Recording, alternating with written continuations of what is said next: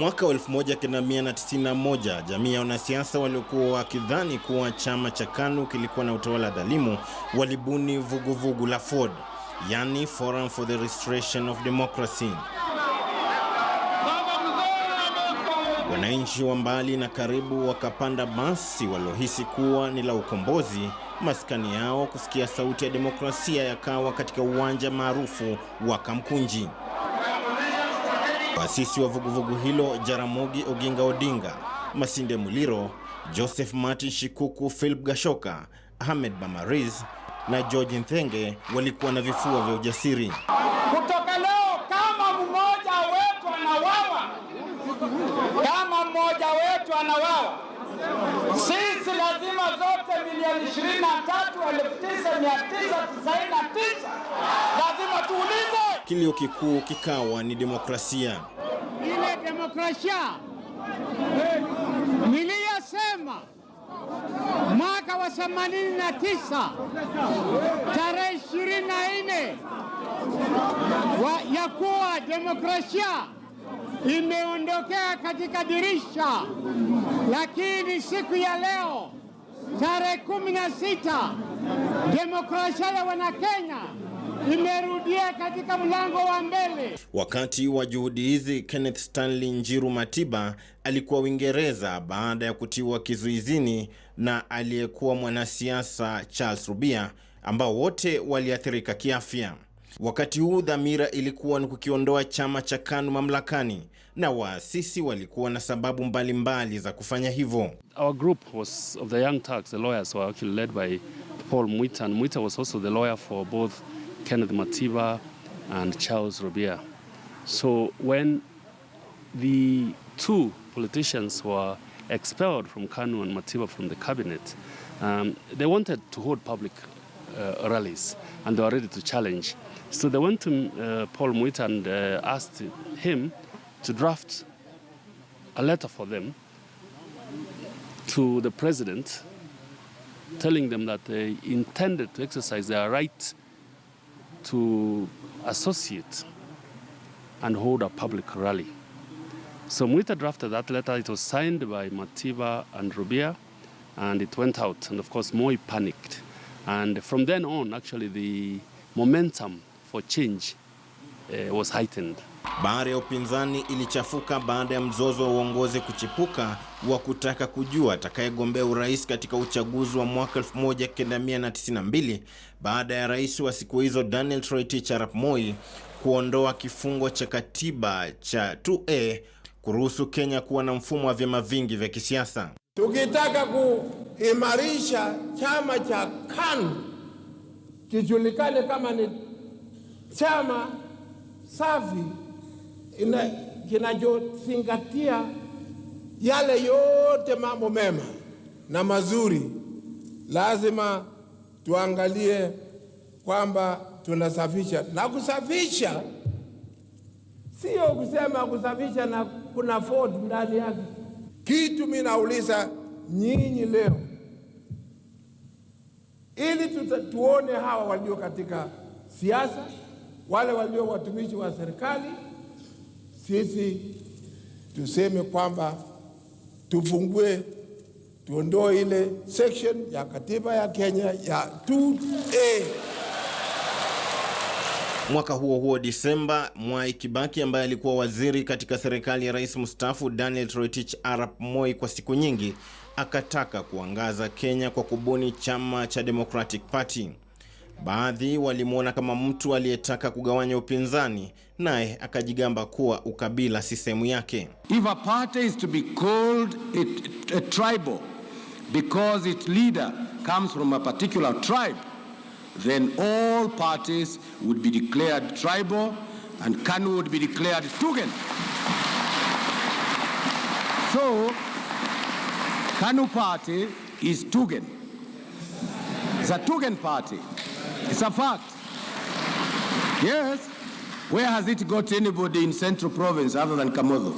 Where? Baada ya Disemba mwaka 1991, migawanyiko ilianza kujitokeza wazi wazi, hususan katika FORD ambayo haikuwa imesajiliwa kuwa chama. Marejeo ya Kenneth Matiba kutoka Uingereza Mei mwaka wa 1992 ilipanua tofauti za kisiasa miongoni mwa waasisi 6 wa muungano huo. Makundi mawili yakajitokeza, moja likimuunga mkono Jaramogi Oginga Odinga, huku wengine wakisema Matiba alitosha kuongoza Kenya. Bwana Kenneth Matiba alitoka Ulaya akakuja akasema nataka kuwa the presidential candidate, and yet there was a presidential candidate wakati huo mzee Jaramogi Oginga Odinga.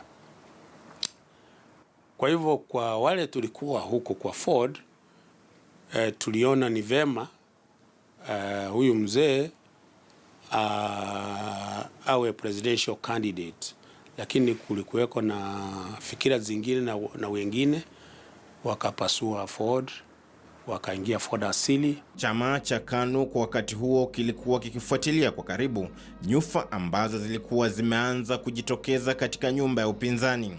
Gitobo Imanyara anasema kuwa KANU ilichezea ngware upinzani wakati huo. And Moi were able to infiltrate the original Ford and split into 2 camps, unfortunately, along tribal lines. At this stage, I do not want to say who was to blame, but there was a clear divide between the Mount Kenya region and the Western Kenya region. And Paul Mwita and I think Farah Maalim and others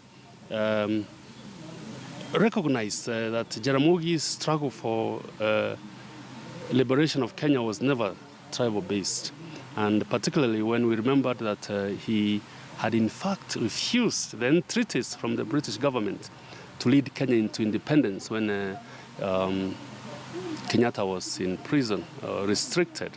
Katika vyeo vya awali vya vuguvugu la Ford, Jaramogi Oginga Odinga alikuwa mwenyekiti, Martin Shikuku alikuwa katibu mkuu, naye Masinde Muliro ambaye katika uhai wake alikuwa mkuruba wa Jaramogi Oginga Odinga alikuwa naibu mwenyekiti. Mambo yalizidi kwenda yombo Agosti ilipokaribia mwaka 1992. Philip Gashoka, Martin Shikuku, George Nthenge na Ahmed Bamariz wakaegemea upande wa Matiba na kuacha Muliro na Oginga peke yao. Moja ya tofauti zilizokuwepo wakati huo ni kuwa Odinga alitaka wajumbe waamue atakayegombea urais, na Kenneth Matiba wakati huo alipendelea wananchi waamue. Kifo cha Masinde Muliro kilikuwa na utata hata zaidi, na hakufanyiwa upasuaji, lakini kaamuliwa na daktari wake kuwa alikuwa na maradhi ya moyo. Mwambu Muliro ni mwanawe Masinde Muliro, na alimsikia babake siku za mwisho uhai wake akijaribu kuwaunganisha viongozi wa Ford ambao walikuwa navuta jugwe lao wenyewe. I was not directly involved in the politics, but I was aware that there was going to be a split. And I recall one day when we went with my late father and 2 other gentlemen to see the late Honorable Martin Shikuku, because he had been a key member of Ford, and I don't know where the disagreement might have come from or where the difference might have come from, but he seemed to be very keen on there being a split in Ford. And I remember I was present when my late father and he tried to see if they could reach some agreement, but I guess it didn't work. Wingu la upinzani lilizidi kulemewa baada ya Masinde Muliro kufariki alipowasili katika uwanja wa ndege wa kimataifa wa Jomo Kenyatta akiondokea Uingereza alikokuwa ameenda kwa ziara iliyotajwa na baadhi ya majarida ya ng'ambo kuwa ya siasa. Mwanawe Mwambu anasema babake alikuwa ameshikamana na Jaramogi Oginga Odinga kama chuma na sumaku. My late father stayed with the late Jaramogi Oginga Odinga, who had been the chairman of Ford. So they stayed together. Kulikuwa na hamu kubwa ya kuondoa chama cha KANU madarakani, ila wadau katika upinzani walikuwa wakisema lugha tofauti kuhusu wanayetaka aongoze Kenya, kila mmoja akiwa na ya kwake. Nitawauliza msimame nyinyi nyote ili tuhutubiwe. Tumwalike kiongozi wetu ambaye tarehe 1 atakuwa wapi? Asanteni sana. Sasa tutakuwa na rais mpya Kenneth Matiba, na tutaondoa serikali ya Moi na mikora yake. Haya, kwa maana Simba ndio sasa atapigana huko kiwanjani, na Simba atalete uhuru, na uhuru lazima iwe na uhaki na ukweli. KANU inapanga jama za rigging kila siku, hata walifanya rigging during nomination. Hiyo unajua, na kila mtu anajua katika Kenya, pengine wewe mgeni. Katika uchaguzi wa mwaka 1992, rais mstaafu Daniel Toroitich arap Moi wa KANU alishinda kwa kura 1,900,000. Kenneth Matiba wa Ford Asili akamfuata kwa karibu kwa kura 1,300,000. Mwai Kibaki wa DP akawa 3 na kura 1,000,000, naye Jaramogi Oginga Odinga kafunga 4 bora kwa kura 900,000. Matiba, Oginga na Kibaki walikataa matokeo ya uchaguzi na kudai kuwa KANU ilikuwa imewaibia kura. Wakosoaji wao wakati huo waliwalaumu na kusema walikataa kuungana na hivyo kumpa Rais Moi muhula mwingine wa kutawala Kenya kwa miaka 5. Matiba alienda mahakamani, lakini kesi hiyo ilitupiliwa mbali kwa kukosa kutimiza baadhi ya kanuni za mahakamani. Katika uchaguzi huo KANU ilishinda viti 100. Ford Kenya ya Oginga Odinga ikapata viti 31 sawa na Ford Asili ya Kenneth Matiba, huku Mwai Kibaki akiwa na wajumbe 23 katika bunge hilo la 7, likiwa la kwanza baada ya kuruhusu vyama vingi vya kisiasa. Mtihani ulikuwa kuamua kiongozi rasmi wa upinzani bungeni, kwa sababu Ford Kenya na Ford Asili zilikuwa na idadi sawa ya uwakilishi bungeni. Paul Mwite alikuwa naibu mwenyekiti wa chama cha Ford Kenya wakati huo, na Gitobu Imanyara akiwa katibu mkuu wa chama hicho mosi hizo. Ford Asili was a Mount Kenya affair, part of Mount Kenya. Ford Kenya was national. In fact, after the first multi-party elections in 1992, I was the Secretary General, I was the founding Secretary General of Ford Kenya. We were the only party in the entire National Assembly that had members of parliament from each of the 8 provinces, and with me as the Secretary General. So it was very national in outlook. But as time went on, again, that tribal virus hit us, and that time Jaramogi was the chairman of the Ford Kenya, Paul Mwite, the first vice chairman. Jaramogi was getting on in age, and there were forces within our movement that felt that Jaramogi was so gone in old age. If for some reason he died, Mwite would succeed and the presidency would go back to the Kikuyus. In fact, my friend Raila was sort of wanted me out of the way because he thought Wamalwa would be a much easier person to get rid of. But to me, it was a matter of principle. I don't want to spend my energy on ethnic issues and fighting tough wars. I mean, I want to be part of a vision. Katika bunge la 7, Jaramogi Oginga Odinga alikuwa na uwakilishi mzuri wa wabunge kimaeneo. Mwai Kibaki alipata ushindi mkubwa Nyeri na maeneo jirani, akawapata wabunge kama vile Martha Karua, huku Ukambani akifaidi na Charity Ngilu na Agnes Ndetei. Alama yetu yote. Kenneth Matiba naye alipata ushindi mkubwa katika maeneo ya Murang'a. I think at one time it was being suggested that we revolve. You know, this year it's for Kenya, this year is for Asili. But before all that could sort of crystallize and resolve itself, Matiba decided he didn't want to take part in the proceedings in Parliament, so he couldn't become leader of the official opposition, so naturally Ford Kenya took it up.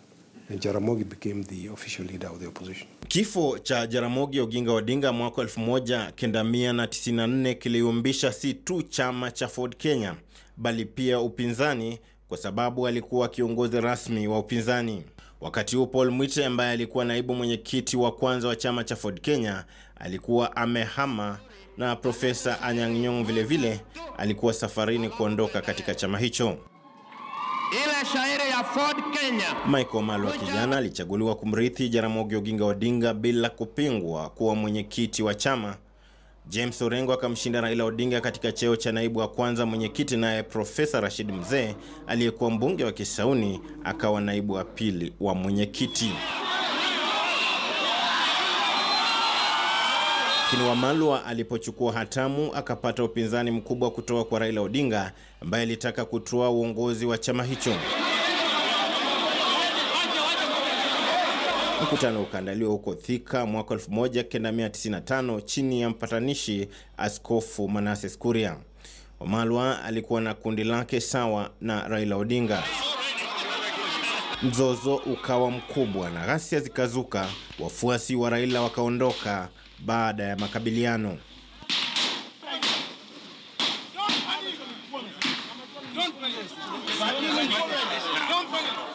Elections could not take place because of violence. What you've seen before, people appeared from nowhere with machetes, stones, axes, and elections couldn't take place. And the group led by Raila walked away. So we were left with Wamalwa, and there was now a new Ford Kenya led by Wamalwa, which continued until 2003, when they regrouped under NAC. And of course, I wasn't happy myself, knowing the history of the opposition from the time I was involved as Secretary General of Ford Kenya, how the old guard had infiltrated the party and destroyed the ideals for which we had fought for. So in 2003, when Mike Wamalwa announced that we are teaming up with Kibaki and his group, I felt again another sense of betrayal, and I resigned from the party. Si hayo tu, Raila Odinga hakuwa radhi kuendelea kukaa katika chama cha Ford Kenya. Akahamia chama cha NDP na kushinda katika uchaguzi mdogo wa eneo bunge la Lang'ata. Time has come to change course. I wish to inform you that I have resigned as a member of Ford Kenya. I hereby tender my resignation as a member of parliament. Japokuwa Ford Kenya ilikuwa imechukua nafasi kubwa ya kufuatilia matukio ya serikali, Mwai Kibaki aliendelea kupanua wigo wake, kwani kabla ya uchaguzi wa mwaka 1997, Shikuku alianza kuzozana na Matiba na baadaye akagombea urais mwaka wa 1997. Katika uchaguzi huo Moi alishinda, Kibaki akawa pili, Raila Odinga akawa tatu, huku Wamalwa kijana akiwa wa nne, na Charity Ngilu wa SDP akafunga ukurasa wa 5 bora. Hata hivyo, chama cha Ford Kenya wakati huo kilizidi kuwa na changamoto nyingi za uongozi. Baada ya uchaguzi wa mwaka 1997, kulikuwa na uasi kutoka kwa Daktari Muhisa Kitui na marehemu George Captain, ambaye wakati huo alikuwa mbunge wa kwanza.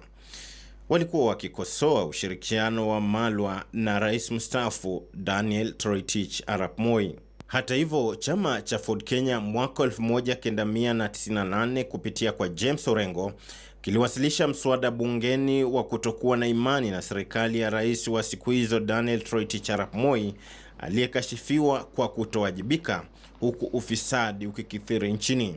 Mswada huo ulishindwa kwa sababu upinzani haukufikisha thuluthi mbili jinsi ilivyohitajika kisheria. At least we have shown that the government can be brought to account, and whatever happened today is a show that Parliament has got powers. Wamalwa waliungana na Charity Ngilu na Mwai Kibaki kubuni serikali ya NARC, ila Wamalwa alifariki baada ya kuhudumu kwa miezi 8 tu akiwa makamu wa rais.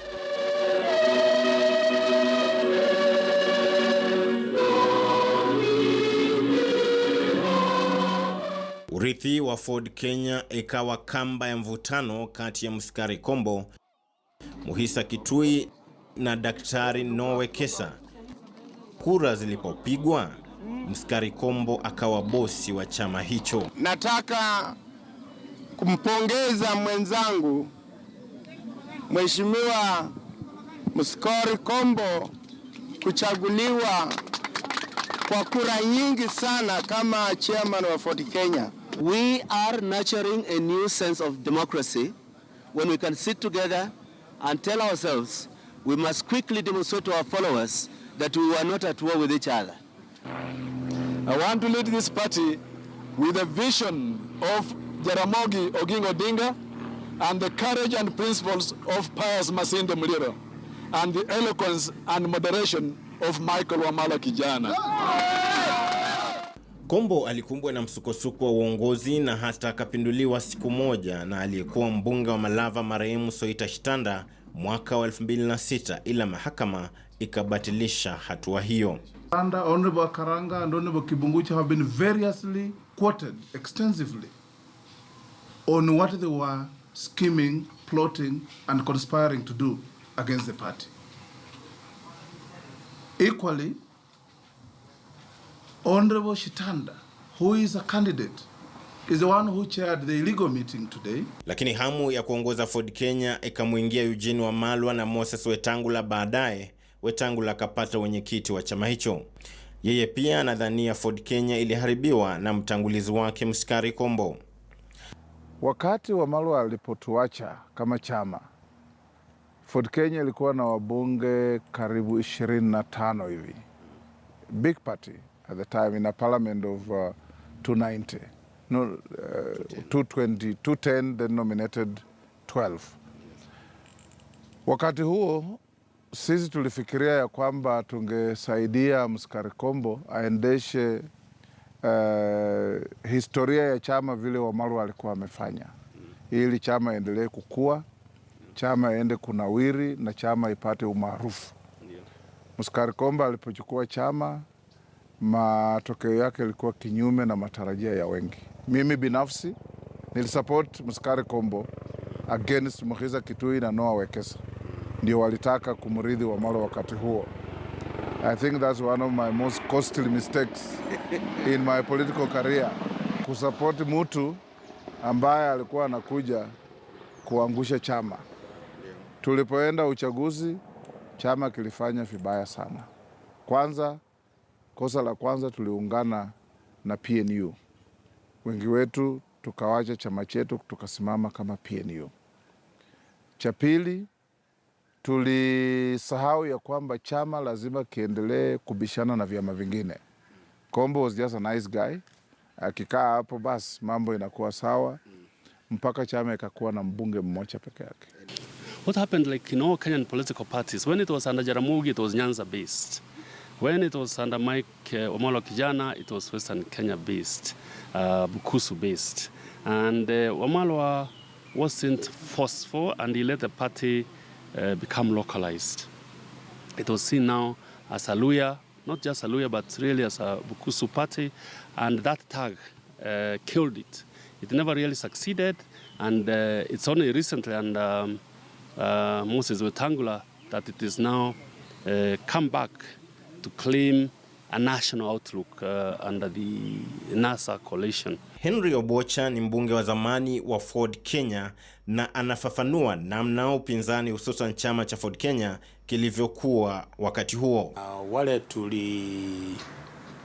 tulifaulu kukaa kwa Ford Kenya tulikuwa sio wengi kama wale wakati tulikuwa 92 tulishinda watu 31.